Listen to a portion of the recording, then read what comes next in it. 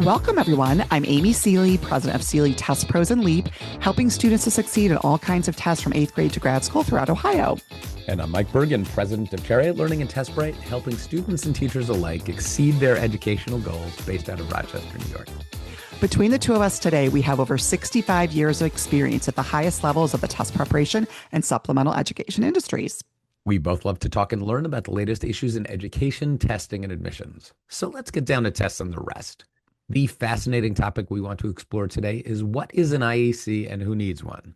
But first, let's meet our special guest, Stephanie Simpson.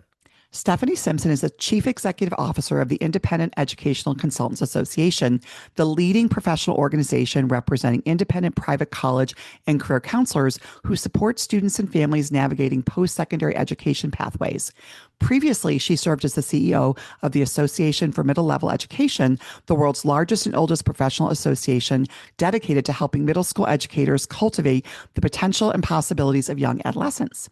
Stephanie's nearly 15 years of association leadership experience includes senior roles at the American College of Cardiology and the American Psychiatric Association. She holds a JD from Northwestern University and a BA from DePaul University. Welcome. Thank you so much for having me, despite the fact that you're bringing back some of my own test anxiety from my childhood, but I'm really looking forward to the conversation. Don't worry, this is going to be a completely untimed and unscored conversation. Perfect. Well, we're really glad to have you on the show for lots of reasons. I mean, one of the primary ones is that we talk to and about IECs all the time.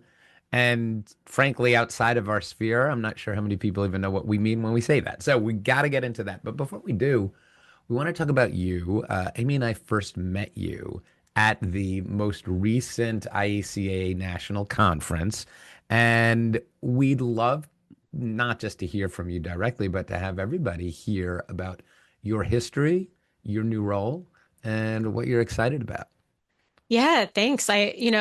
You alluded to the fact that I'm fairly new to the IECA role. I just celebrated my 6-month milestone, but I've been in education for quite a while. I'd like to say from middle school to medical school. So I started my career at the American Medical Association, working in policy, but assigned to their resident and fellows section. So did a lot in graduate medical education, research and policy, and then continued my career in the medical space until I had the amazing opportunity to lead the Association for Middle Level Education. So that's all about 10 to 15-year-olds, those middle schoolers that are so awkward and wonderful at the same time. And where I think a lot of that test anxiety and test prep really starts for kids. So I had the opportunity to lead that organization for 7 years. And then when the IECA role came along, I just was so drawn to the professionals that are IECs. They are so dedicated to kids. They are pride themselves on the expertise that they develop on educational pathways. It just was a natural synergy for me. So I've really enjoyed digging into the role and digging into what it means to be an IEC, which I know we'll talk a little bit more about today. It's amazing because you're a professional in an area that Amy and I have dabbled in, which is the leading a nonprofit industry association. What is it about that role that excites you? I mean, you've done it in multiple spheres. What do you enjoy about it, and what do you find most challenging? I can't imagine myself in another industry. You mentioned that I attended Northwestern Law School. While I was there, I had an offer to work at a law firm, a typical transition after law school, but I instead decided to work with one of my professors who was the chief antitrust attorney at the American Medical Association. And I was drawn to the role because how exciting is it that you don't get to work for one client at a time, but you get to work for and impact an entire industry and profession at a time. Every day is different. The challenges that come through your door are surprising and tax your brain in different ways. So I just love that about the work. I think most challenging is that, and you know this from your role leading an association as well, is that you are representative of an entire industry, and that industry does not always agree on everything. Oh, that is so it's true. Really important to build consensus and find opportunities to bring people together. Yeah, it's been an amazing journey of leadership, right? To be able to understand, like obviously Mike and I in our space understood our industry from our sort of piece of the pie, right? But to get in that position to understand like the breadth of the market, the challenges that are faced differently with different people in the industry. It's I don't know, there's just something about that that's kind of amazing to be observing and then obviously assisting in sort of furthering the industry. Just so validating the work that we're able to do. Especially when 90 to 95% of the industry doesn't know they're being represented. Exactly. Well, and that's true, The right? Because classic challenge of associations. right. Well, but also too, I think what's interesting about the sort of the type of people that are drawn to IECA and also in the test prep to the NTPA, a lot of people start off, right, solopreneurs serving individual students, families, and sometimes they don't perceive themselves as a business. It takes some time. And so that's also interesting, right? Like Mike said, like they don't even realize they're part of, they sometimes don't even recognize that they're business owners, right? Right. And we're representing as associations those who have chosen to be part of a professional home and commit themselves to an ethical standard. But you have to combat those that are never going to be part of your association who aren't going to operate by those standards. So it's really about positive promotion.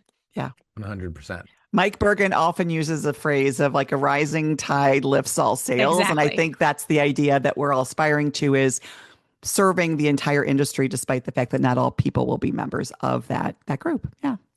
We set Absolutely. the tone. We set the tone. All right. So you are the CEO of IECA, which puts you in a fantastic position to explain to people who do not know what is an IEC. What does the IEC and IECA represent? Part of my love of being in the education space is the acronyms, which are ubiquitous. So I think it's really important to walk through each letter of IEC. So independent educational consultant. Independent is so critical because it means that they're able to provide unbiased advice. They're not receiving referral fees. They don't have a direct relationship with the university's programs, schools that they are recommending. They really are an independent resource for families and students. The educational piece is important too, because there are IECs that advise students across the educational decision-making trajectory that they'll experience in their entire lives. So we have IECs who support kids in K-12 decision-making. We have IECs that support therapeutic placements for students who need a different approach.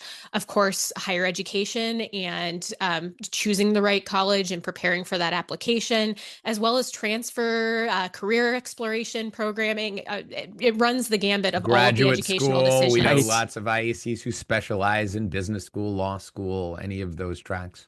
Oh, yeah. And even within that, subspecialties, I was just talking with a journalist about how we have a member who specializes in equestrian placements and various sports and military impacted families.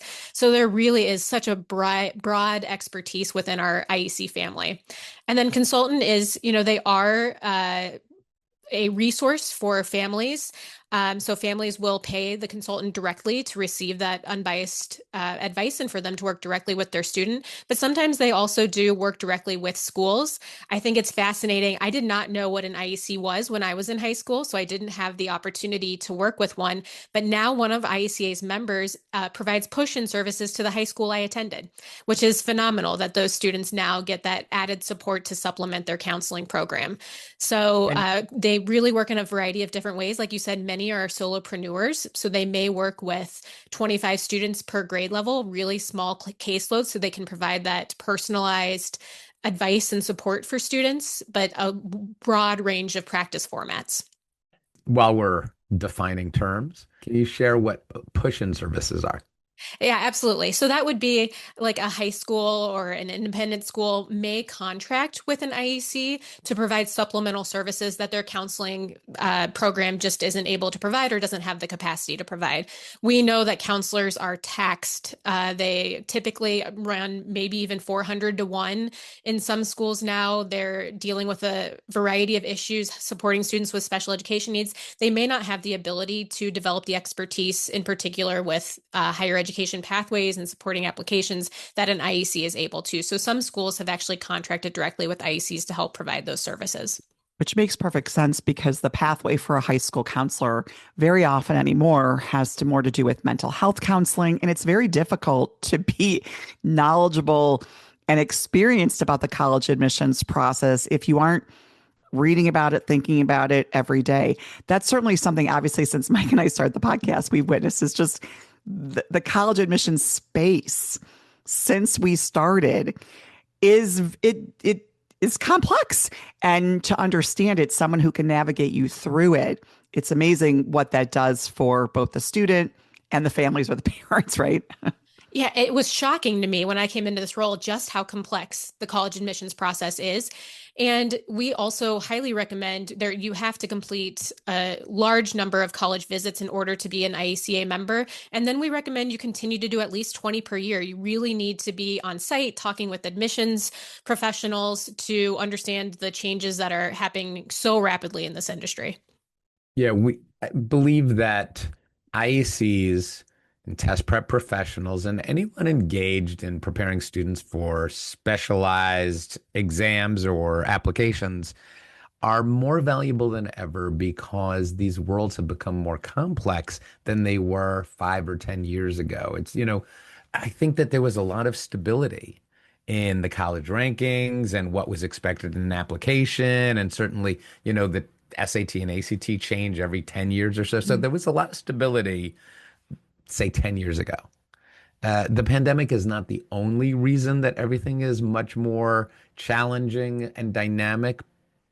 Every single year, things change, aspects of, college admissions change, what the tests are asking for change. And I've seen a lot of school counselors come around to this idea that, right, their jobs have become more complex, especially because they are involved much more heavily on the social and emotional wellness aspect of being basically a mental health professional, but also they are the front line in most educational communities to answer questions about admissions, about testing, about special programs. And when school counselors are able to build partnerships with professionals like us, everyone benefits, most especially the counselor. Counselors aren't, I don't know any school counselors that feel like they're not getting enough work. They don't want anybody to take their responsibility away. This is all support. Well, the idea is we should all be members of a team, right? And the team surrounding the student. And that's ultimately what we're trying to do is make sure all parties can contribute and we're not working at cross purposes, right? Oh, yeah. The audience can't see me bobbleheading along to everything that you're saying because Right. we are very clear that an IEC and a test prep professional should never replace a school counselor, but they're an excellent complement to help that student make good decisions for one of the most impactful and expensive decisions they're going to make in their entire lives, which is where they want to study and, where they want to invest their tuition dollars. And I want to talk a little about a lot of times when we're talking about college, right? College admissions is obviously sometimes the focus for us. Many people think about the fact that, like, oh, that's going to happen junior or senior year. So, for example, that might mean an IEC's help would be most valuable during that particular part of high school. But what we all might know is that is that really true, right? Are there opportunities for ICs to help students earlier? So where do you think this misconception of only working with juniors and seniors comes from? And how can early engagement with an IEC be beneficial for a family? And I think you alluded to it in the changes that we've seen in education, that we're asking middle schoolers to make decisions that impact their opportunities, where they're going to apply, what their course selection looks like in high school. So if we're asking them to make those decisions, it makes sense that we're providing them with the guidance to do so.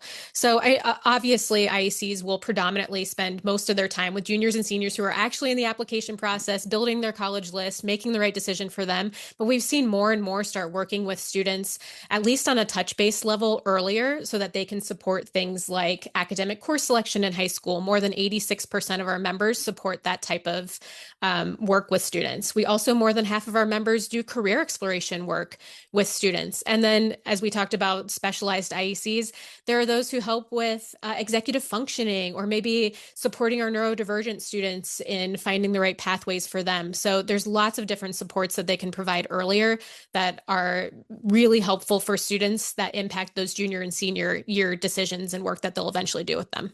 Yeah, and I definitely find on my end working with the students, because obviously Mike and I, our interaction point tends to be that junior or senior year. And sadly, sometimes we can get a student where, they come to us and yes, we can impact a test score, but I can't change the courses you picked. I can't change the grades you got. I can't change what's on your transcript. And that's something with earlier advisement could make a whole difference in the college application process and what schools you're able to put on, to put on that list. Yep. And we can't magically create an activities list. That Yeah. didn't happen during those years. Absolutely. Yeah, we can't also go back in time and get them to start reading earlier, This is Right. true. ready for college level work. That's our problem. Yeah. Get them to read earlier. So, you know, very often we're looking at IECs in the context of college applications. You kind of alluded to other things that IECs help families with. Can you expand that understanding? Yeah, absolutely. So there, like we said, there's a wide breadth of experience. And just as we've seen that counselors have had to subspecialize more in the mental health areas, a lot of IECs are specializing in particular areas. So they'll often have a strong partnership with test prep professionals or will themselves provide some test prep. They also may support, we see a lot more micro schools or homeschooling families. So they'll help develop transcripts for those students and help advise them on post-secondary pathways. They'll also sometimes do tutoring or, like I said, career exploration. We also, I think, really important today is we have members that specialize in financial aid and affordability. So really helping families understand the investment that they're making in a post-secondary pathway, as well as how to make really smart decisions about where you're deciding to study. And it's interesting you say that because getting an IC might sound like a more expensive proposition to families. But if you look at the guidance that families can receive, like you said, understanding the financial aid process, the scholarship process, many families with that information are going to find out, oh, actually a school that they thought would be expensive, the IEC is like, no, wait a second, you don't understand how this works, right? Yeah, absolutely. And we're seeing with some of the changes in financial aid that decisions that you're making about what you're borrowing for undergrad are going to impact if you eventually want to go to medical school or law school, what you're able to borrow for those professional programs. So it's just so important to connect with an IEC early. I think you would never buy a house without working with a realtor, or most people wouldn't. But this is a similarly sized investment for higher education. So why would you not work with an IEC in order to make a smart decision for the student and the family? And I think there's a lot of misconceptions about the costs of IECs. So there's, myths that only wealthy people are able to utilize IECs and that they charge tens of thousands of dollars and sometimes six figures. That's really just not the case. Of course, there are wealthy families that utilize IECs, but actually the majority of IEC clients are middle-class families. And there's a lot of accessibility to IECs through hourly packages, comprehensive packages, really tailored to what the student and the family needs at the price point that they're able to afford. And of course, now, as Mike and I know, with COVID, post-COVID, in terms of working with students online, accessibility to IECs has never been better because I don't think I've met an IEC that doesn't work with students online. And so the accessibility factor, and there's different markets, right? There's different price points, there's different services and how they bill and things like that. So this idea of like, you're going to spend thousands and thousands of dollars out of the gate just is sort of a misperception because it's not always how it operates. Absolutely. And at IECA, we're also really cognizant of that equity piece. We want all students to have the tailored support to make the right decision for them. And we know that over 90% of IECs also do pro bono work. And we have, lots of relationships to promote opportunities for mentorship and for IECs to have that type of impact for lower income students as well. So definitely something that's really important to our organization. Yeah, we were impressed at the IECA conference in Baltimore this year at all of the focus on the foundation and the contributions that IECA members make in supporting students everywhere, especially students that don't have access to the resources they need.